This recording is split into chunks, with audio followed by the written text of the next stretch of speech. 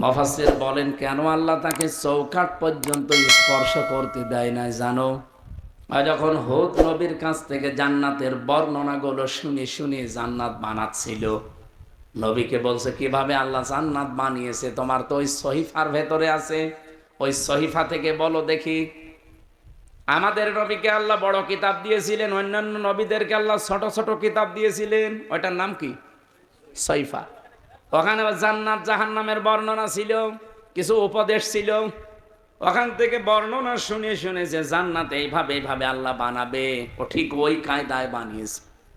যেহেতু স্বর্ণ রাখবে, রূপা লাগবে। স্বর্ণ এত পাওয়া যাবে কোথায়? যেখানে যা পাওয়া যায় নিয়ে আয়। ওই দেশে একটা বিধবা মেয়ে লোক, মা বাবা নেই, কিছুদিন আগে বিয়ে হয়ে স্বামীটা গেছে মারা।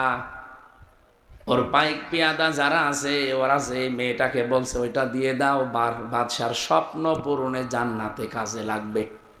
মেয়েটা ওই দিন মাথায় গড়াগড়ি দিয়ে, মাটিতে গড়াগড়ি দিয়ে বলেছিল এটা নেবেন না, এটা আমার জীবনের শেষ সম্বল। আমার মা বাবা নেই, আমার স্বামীটাও নেই। জোর করে বাদশার এই স্বপ্ন পূরণের জন্য নিয়েছে।